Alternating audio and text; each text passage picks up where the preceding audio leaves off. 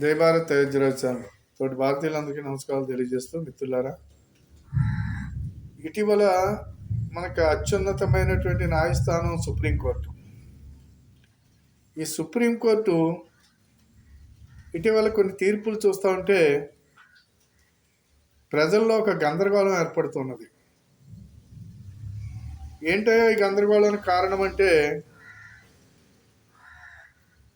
భార్యాభర్తల మధ్య ఒక సిచ్చు. భార్యాభర్తల మధ్య ఎంతచేతంటే కుటుంబ వ్యవస్థ అనేది భారతదేశానికి పట్టుకొమ్మ లాంటిది.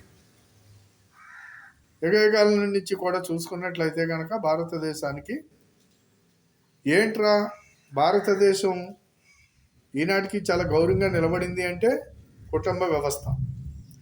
ఈ కుటుంబ వ్యవస్థలో చిచ్చు పెట్టే పద్ధతిలో ఈ యొక్క సుప్రీంకోర్టు ఒక తీర్పునిచ్చింది. అదేంటో తీర్పు అంటే సుప్రీంకోర్టు ఒక స్త్రీ పెళ్ళైనటువంటి దాన్ని ఏమంటారు, భార్య. అది అయినప్పటికైనా సరే తనకి ఇష్టమైనటువంటి పద్ధతిలో తను నడుచుకోవచ్చు.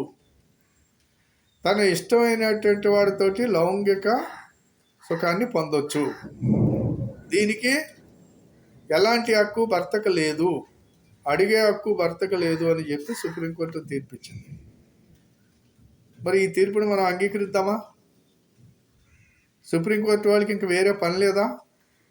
ఇలాంటి తీర్పులు ఇవ్వటమైనా వీళ్ళ పని అనేది పరిశీలించినట్లయితే లక్షల కొద్ది కింద నుంచి పైదాకా చూసుకున్నట్లయితే లక్షల కొద్ది సమస్యలు తీర్పు ఇవ్వాల్సినటువంటి అన్నీ కూడా పెండింగ్లో ఉన్నాయి. వాటన్నిటి మీద దృష్టి పెట్టి వాటి గురించి మాట్లాడి వాటిని ఎక్కడికక్కడ ఎప్పటికప్పుడు వాటిని డిలీట్ చేయవలసినటువంటి అవసరం ఉన్నది. కానీ చేయరు వీళ్ళు. ఈ సుప్రీంకోర్టు జడ్జీలు తప్పు చేయొచ్చు, జడ్జీలు కుంభకోణాలు చేయొచ్చు, జడ్జీలు వాళ్ళ ఇష్టం వచ్చినట్టు వాళ్ళు ఎలా కాలితే అలా చేయొచ్చు. ప్రతిదీ భారతదేశానికి వ్యతిరేకంగా కూడా వీళ్ళు తీర్పులు ఇవ్వచ్చు. వీళ్ళని ఎవరు కామెంట్ చేయటానికి లేదు. ఇది మరి ప్రజలు ఈ రోజున ఆ తీర్పును చూసి చాలామంది మామూలుగా గందరగోళంలో పడలేదు, మామూలుగా తిట్టుకోలేదు. ఏంటి వీళ్ళకన్నా బుద్ధి ఉందా లేదా అని చెప్పేసి సుప్రీంకోర్టు న్యాయమూర్తులను తిట్టుకుంటాం అనేది ప్రతి సామాన్యుడు కూడా దీన్ని వ్యతిరేకించడం అనేది జరిగింది. దీని ప్రకారంగా ఆడవాళ్ళు మాకు సుప్రీంకోర్టు తీర్పిచ్చింది. ఇటీవల కొన్ని డిబేట్లలో నేను చూసినట్లయితే సుప్రీంకోర్టు తీర్పిచ్చింది, సుప్రీంకోర్టు చెప్పింది స్త్రీ తన ఇష్టానుసారం ఎలా కాలితే అలాగ నడుచుకోవచ్చు అని చెప్పేసి చెప్పింది కదా అని చెప్పేసి కొంతమంది ఒక పనికిమాలి స్త్రీలు వాళ్ళు వాళ్ళు దీన్ని సమర్థించుకోవటం జరిగింది. ఇదొకటి. ఇకపోతే రెండోది చూసినట్లయితే కనుక ఇంకొక తీర్పు, రోహింగ్యల్ని ఈ దేశాన్ని నుంచి బయటికి పంపించాలి. ఆ రోహింగ్యల్ని పంపించేటువంటి పద్ధతిలో రోహింగ్యలకి దాని మీద ఒక కోర్టుకు వెళ్తే ఇప్పుడు ఢిల్లీలోనే రోహింగ్యలకి స్కూల్లో అడ్మిషన్ ఇవ్వటానికి లేదని చెప్పేసి అంటే కోర్టుకు వెళ్తే అడ్మిషన్ ఈ సుప్రీంకోర్టు ఆ కుర్రవాడికి అడ్మిషన్ ఇప్పించింది.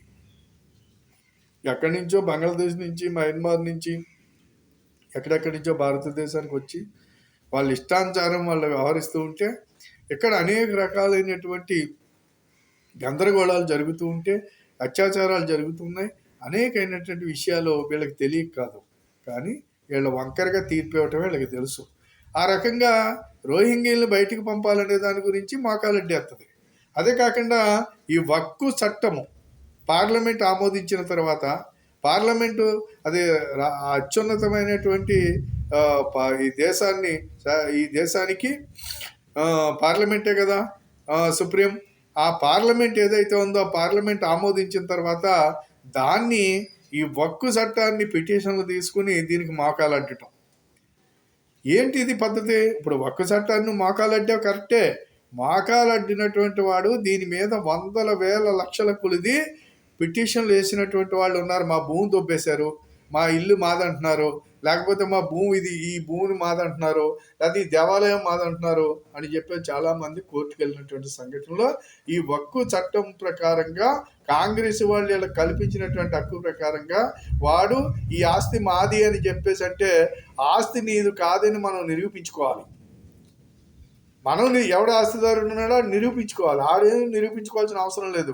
ఆడిదాన్ని ఆడి మాట వెళితే సరిపోతుంది.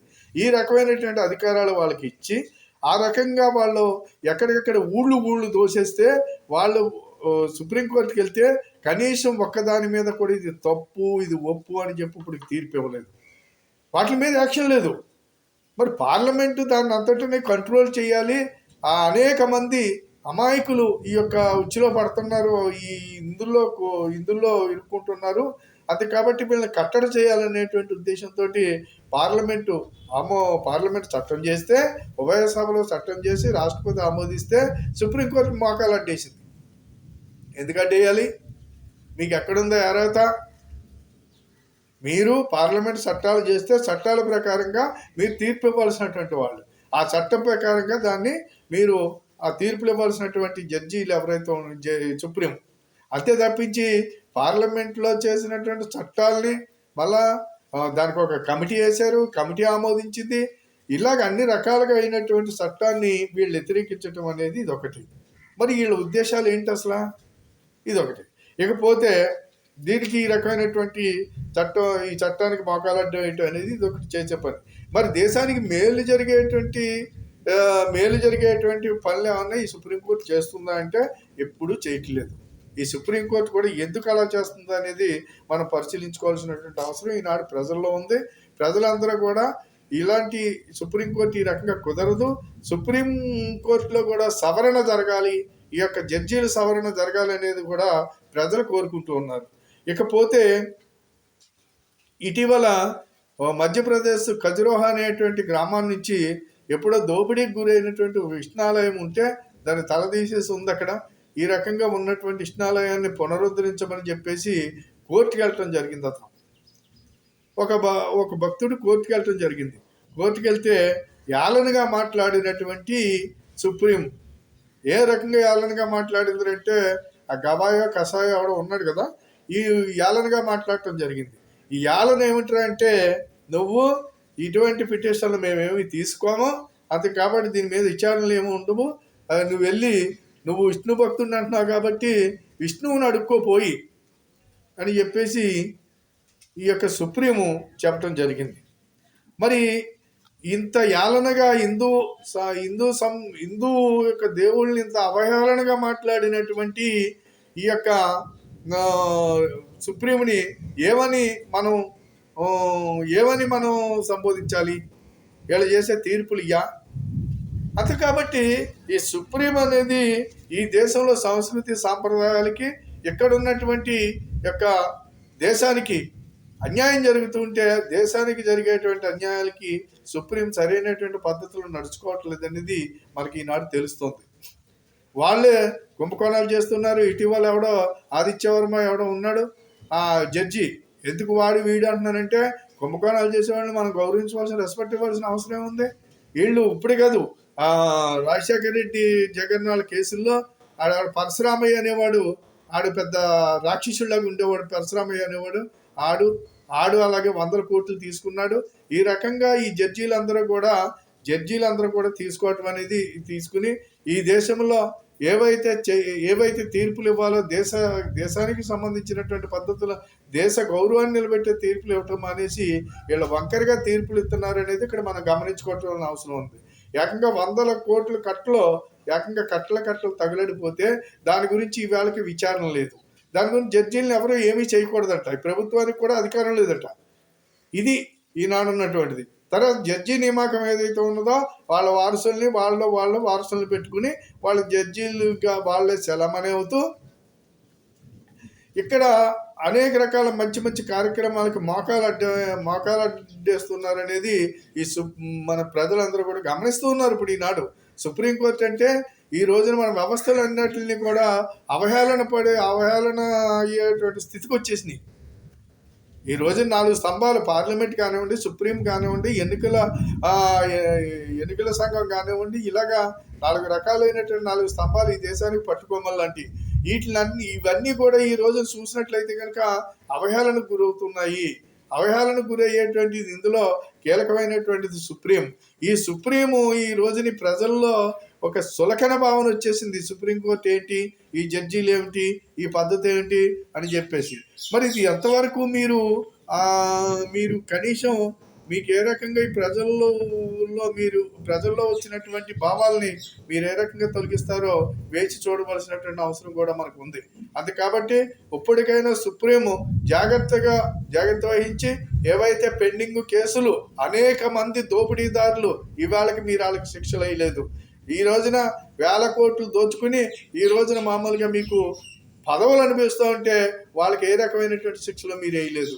ఈ కనీసం ఈడీ కానివ్వండి, సిబిఐ కానివ్వండి, ఇవన్నిటిని సుప్రీం కానివ్వండి, ఇవన్నిటిని కూడా పరిశీలించినట్లయితే కనుక దొంగలు బయట తిరుగుతున్నారు, నష్టపోయిన వాడు జైల్లో ఉంటున్నాడు అనేటువంటి పరిస్థితి నాడు కనిపిస్తుంది. అది కాబట్టి సుప్రీంని ప్రజలు కోరుతున్నది, ప్రజలు సుప్రీం ఏమంటున్నారంటే వీళ్ళు ఏ రకమైనటువంటి వీళ్ళకి శిక్షలు పడనివ్వరు, వీళ్ళే కాపాడుతున్నారు. అంతేకాదు సుప్రీంలో ఉన్నటువంటి జడ్జీలు వీళ్ళందరూ కూడా మామూలుగా ఒక తాంబూలాలకు అలవాటు పడిపోయారనేది ప్రజల్లో ఉన్నటువంటి భావన. కాబట్టి సుప్రీం ఏ రకంగా సరి చేసుకుంటారో అది మీరేం చేస్తారో, మిమ్మల్ని మాట్లాడకూడదు అనేటువంటి కాన్సెప్ట్ ఏదైతే ఉందో తప్పది. ఖచ్చితంగా మీరు ఏం చేయాలనుకుంటున్నారో, మీరు ఉన్నటువంటి అనేక మంది కుంభకోణాల్లో ఉన్నటువంటి వాళ్ళందరూ ఈ రోజున పదవులు అనిపిస్తున్నారు, వాళ్ళకి శిక్షలు వేయండి, అటువంటి తీర్పులు చేయండి తప్ప ఇలాంటి తీర్పులు హిందూ దేవుళ్ళని అవహేళన చేస్తే మీరు పుట్టగతులు లేకుండా పోతారు. జాగ్రత్తగా ఉండండి. ఏమనుకుంటున్నారు, ఈ ధర్మాన్ని కానీ, ఈ యొక్క హిందూ ధర్మాన్ని కానీ, హిందూ సంస్కృతిని కానీ ఏళన చేయాలని చూస్తే కనుక మీకు పుట్టగతులు ఉండవు. మీ మీద కూడా సవరణ జరిగేటువంటి రోజు వస్తుంది. ఖచ్చితంగా పార్లమెంటు దీని మీద ఆలోచన చేయాలి. సుప్రీం రాజ్యాంగ ప్రకారంగా వీళ్ళని ఖచ్చితంగా మామూలుగా సుప్రీం నియామకం అనేది రాష్ట్రపతి చేతుల మీద జరగాలనేది ఈ సందర్భంగా ప్రజలు కూడా కోరుకుంటున్నారు.